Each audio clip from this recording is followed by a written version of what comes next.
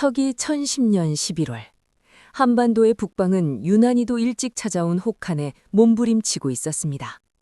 불어오는 칼바람은 살을 에는 듯 날카로웠고 모든 생명의 기운은 꽁꽁 얼어붙은 대지 아래로 숨어들었습니다. 하지만 그 정적을 깨트린 것은 자연의 포효가 아니었습니다. 그것은 북방의 거대한 포식자, 거란, 유나라의 제국이 내뱉는 탐욕스러운 숨결이었습니다. 당대 동아시아 최강의 전력을 자랑하던 거란의 황제 야율 융서는 압록강 너머에서 고려의 심장을 겨누고 있었습니다. 그는 40만이라는 상상조차 할 수 없는 숫자의 대군을 집결시켰습니다. 40만, 그것은 단순한 숫자가 아닙니다. 말발굽 소리만으로 산천을 진동시키고 그들이 내뿜는 입김만으로도 하늘을 가릴 수 있는 거대한 파도였습니다. 거란의 철기군은 인류 역사상 가장 효율적인 살인 기계들이었습니다. 그들은 말 위에서 태어나 말 위에서 죽는 자들이었으며 그들이 지나간 자리에는 오직 잿더미와 시체만이 남았습니다. 거란 황제는 얼어붙은 압록강을 바라보며 미소를 지었습니다. 강이 얼었다는 것은 고려의 천연 방벽이 사라졌음을 의미했습니다. 고려의 숲을 불태워라. 그들의 강을 피로 채워라. 다시는 내게 고개를 들지 못하게 하리라. 황제의 특명과 함께 40만 대군이 강 위로 쏟아져 들어오기 시작했습니다. 이것은 전쟁이 아니라 일방적인 학살의 시작이었습니다. 고려의 국경 수비대는 공포에 질렸습니다. 지평선을 가득 메운 적의 기치창검이 눈보라 속에서 번뜩일 때 많은 이들이 이것이 고려의 마지막 날임을 직감했습니다. 하지만 이 절망의 거대한 파도 앞에 단 한 줌의 흙으로 성벽을 쌓고 버티는 사내가 있었습니다. 서북면 도순검사 양규. 그는 지금 고려라는 국가의 운명을 홀로 짊어진 채 불어오는 북풍을 향해 시위를 당길 준비를 하고 있었습니다. 거란의 40만 대군이 제일 먼저 마주한 것은 북방의 작은 요새, 흥화진이었습니다. 거란군 장수들은 코웃음을 쳤습니다. 고작 3,000명? 저런 흙더미 성 따위는 반나절이면 무너뜨릴 수 있다. 야율 융서 역시 흥화진을 대수롭지 않게 여겼습니다. 그는 투석기 수백 대를 배치하고 성벽보다 높은 운제, 사다리차를 준비시켰습니다. 공격이 시작되자 흥화진은 말 그대로 불지옥이 되었습니다. 하늘에서는 집채만한 돌덩이가 쏟아졌고 성 안의 집들은 불화살에 타들어갔습니다. 병사들은 공포에 질려 성벽 뒤로 숨었습니다. 우린 죽었어. 40만을 어떻게 막아? 비명이 터져나올 때 성로의 가장 높은 곳에서 한 남자의 목소리가 천둥처럼 울려 퍼졌습니다. 고개를 들어라. 네 놈들이 등을 보면 이 성 뒤에 있는 네 부모와 자식들이 거란의 말발굽에 짓밟힐 것이다. 죽고 싶으냐? 그렇다면 적 한 놈이라도 더 끌어안고 죽어라. 바로 양규였습니다. 그의 눈은 핏발이 서 있었지만 그 눈빛만큼은 차가운 얼음처럼 냉철했습니다. 그는 직접 활을 들고 성벽 가장 위험한 곳으로 나갔습니다. 양규는 평범한 장수가 아니었습니다. 그는 바람의 결을 잇고 수백 보 밖에 적이 내뱉는 숨결의 떨림까지 감지하는 신궁이었습니다. 그가 시위를 당겨 화살을 날릴 때마다 거란군의 지휘관들이 말 위에서 꼬꾸라졌습니다. 화살 한 발에 적의 사기가 꺾였고 또 한 발에 고려군의 용기가 되살아났습니다. 거란군은 당황했습니다. 반나절이면 끝날 줄 알았던 전투가 하루, 이틀, 3일을 넘어 일주일째 계속되었습니다. 40만 대군이 단 3,000명의 발목에 묶여 시간을 낭비하고 있었습니다. 성벽 아래는 거란군의 시체로 산을 이루었고 성 안의 병사들은 양규의 지휘 아래 괴물처럼 변해가고 있었습니다. 야율 융서는 결국 결단을 내려야 했습니다. 보급이 끊기기 전 남쪽으로 내려가야 했기 때문에 흥화진을 함락시키지 못한 채 우회하기로 한 것입니다. 그것은 제국의 자존심에 새겨진 첫 번째 치욕이자 양규라는 전설이 세상에 그 이름을 알린 순간이었습니다. 흥화진을 우회한 거란군은 분노찬 짐승처럼 고려의 심장부로 돌진했습니다. 그들은 가는 길목마다 살아있는 모든 것을 유린했습니다. 곽주, 정주, 선주, 고려의 성들은 차례로 불타올랐고 들판은 피로 붉게 물들었습니다. 40만의 파도는 멈출 줄 몰랐고 마침내 고려의 수도, 개경의 성문이 거란군의 공성토에 힘없이 무너져 내렸습니다. 고려의 젊은 왕 현종은 수도를 버려야만 했습니다. 그것은 왕으로서 겪을 수 있는 가장 비참한 굴욕이었습니다. 눈보라가 치문 밤, 왕은 단 몇 명의 신하만을 데리고 남쪽으로 향했습니다. 왕의 행렬을 맞이한 것은 환영이 아니었습니다. 지방의 호족들은 힘없는 왕을 비웃고 약탈을 일삼았고, 백성들은 왕의 뒷모습을 보며 절망의 통곡을 뱉어냈습니다. 왕도 우릴 버렸다. 이제 누가 우를 지켜주는 말이냐? 개경의 궁궐은 거란군에 의해 잿더미가 되었습니다. 고려의 역대 왕들의 위패가 말 밟고 말에 짓밟혔고, 수천 년의 기록이 담긴 서적들은 불쏘시개가 되었습니다. 야율융서는 개경의 옥좌에 앉아 거들거렸습니다. 고려의 기세는 꺾였다. 그들의 왕은 쥐새끼처럼 도망쳤고, 남은 것은 나의 노예가 될 백성들 뿐이다. 거란군 병사들은 승리에 도취되어 술을 마시고 고려의 여인들과 아이들을 쇠사슬에 묶어 북방으로 끌고 갈 준비를 했습니다. 하지만 그들은 한 가지를 간과하고 있었습니다. 비록 개경은 함락되었고 왕은 도망쳤지만 저 먼 북방 끝의 흥화진에는 여전히 꺾이지 않은 칼날이 살아있다는 사실입니다. 양규는 불타는 개경의 하늘을 바라보며 결심했습니다. 나라가 무너졌다면 내가 나라가 되겠다. 왕이 백속을 버렸다면 내가 백성의 방패가 되겠다. 그의 가슴 속에 피 끓는 복수심이 타오르기 시작했습니다. 그것은 단순히 군인의 의무가 아니었습니다.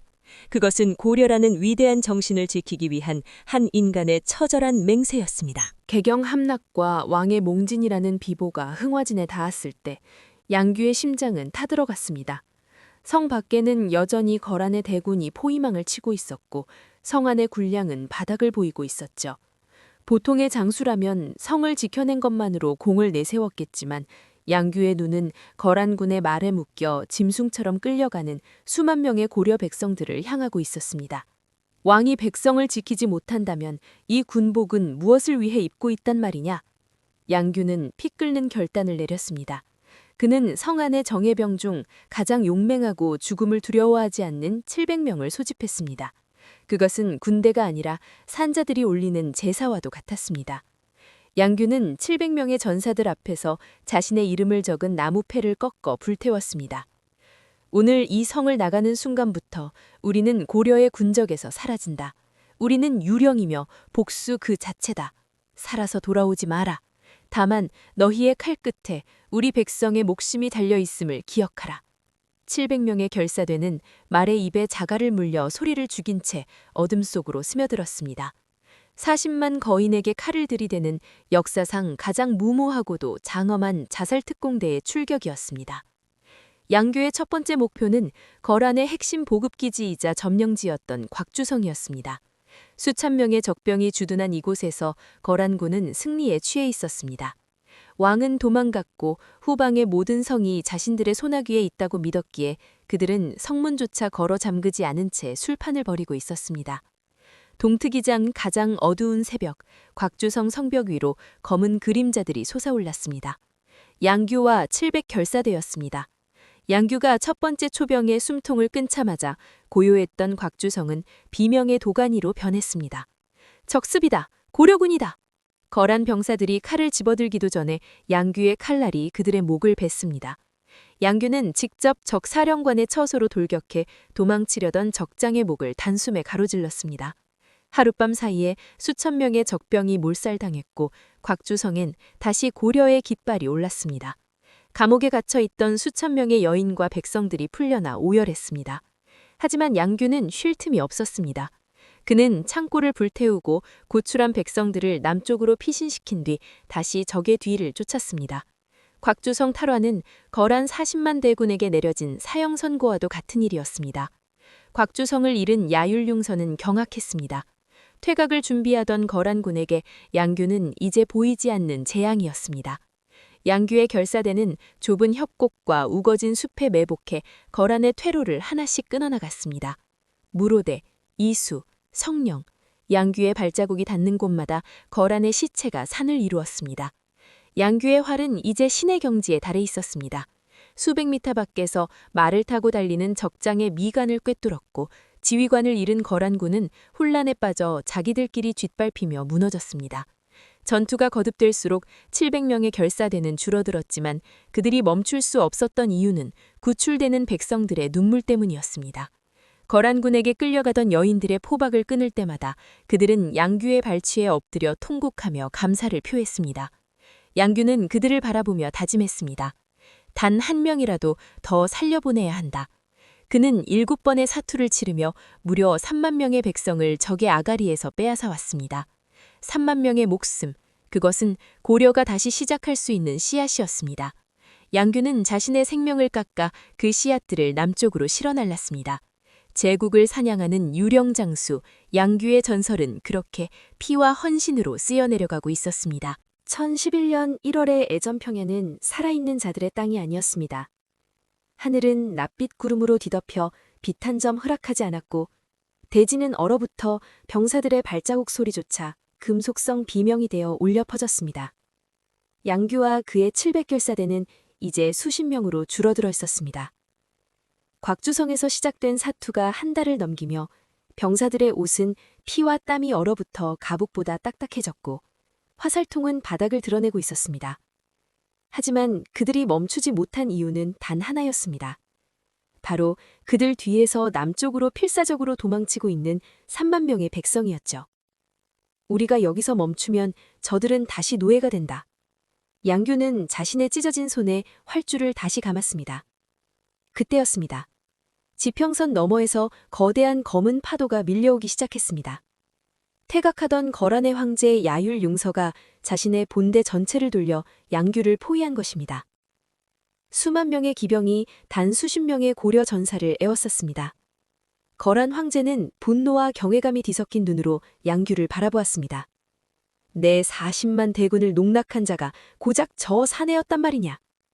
황제의 명령과 함께 수천 발의 화살이 하늘을 가렸습니다. 태양조차 가려버린 화살의 빛 속에서 양규는 피하지 않았습니다. 그는 오히려 적진을 향해 정면으로 말을 몰았습니다. 말의 울음소리와 거란 기병의 함성, 그리고 뼈를 깎는 바람소리가 뒤섞인 애전평야는 이제 고려의 마지막 자존심이 타오르는 재단이 되었습니다. 양규의 활시위가 마지막 비명을 질렀습니다. 시위가 끊어지는 순간 그의 화살은 거란 지휘관의 목을 정확히 꿰뚫었습니다. 이제 그에겐 활도 화살도 남지 않았습니다. 오직 이가 다 빠진 부러진 칼 한 자루뿐이었습니다. 거란군이 파도처럼 밀려왔습니다. 양규는 말에서 내려 땅에 발을 딛고 섰습니다. 그는 더 이상 도망칠 곳도 물러설 곳도 없었습니다. 와라! 내 몸을 가져가라! 하지만 고려의 혼은 가져갈 수 없을 것이다! 양규의 포효에 거란 기병들이 주춤했습니다. 거란 황제는 생포를 포기하고 일제 사격을 명령했습니다. 수백, 수천 발의 화살이 양규의 몸에 박히기 시작했습니다. 가슴에 박힌 화살이 그의 숨통을 조이고 어깨와 다리에 박힌 화살이 그의 근육을 찢었습니다. 하지만 기적이 일어났습니다. 수십 발의 화살을 맞은 양규는 쓰러지지 않았습니다.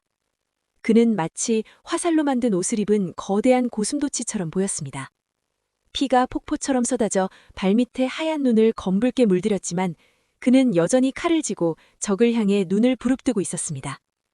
그 압도적인 기세에 눌린 거란군 중 누구도 감히 그에게 다가가지 못했습니다.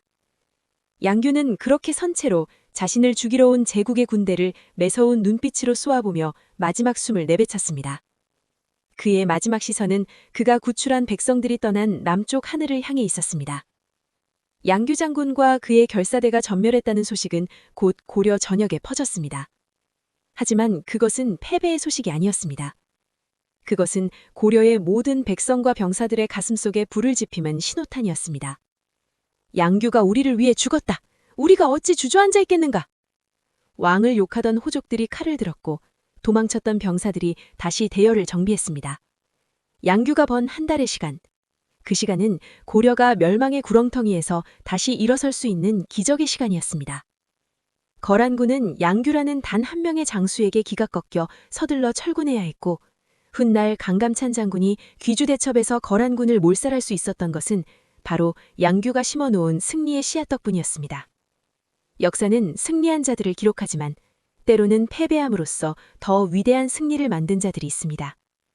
양규는 비록 애전평야의 차가운 눈밭에서 생을 마감했지만 그의 이름은 고려의 모든 성벽에 새겨졌고 그가 날린 마지막 화살은 천년의 시간을 넘어 오늘날 우리의 자존심으로 살아 숨쉬고 있습니다. 고려의 가장 어두웠던 밤, 스스로 별이 되어 길을 밝힌 사나이, 양규라는 이름은 꺾이지 않는 우리 역사의 영원한 방패입니다.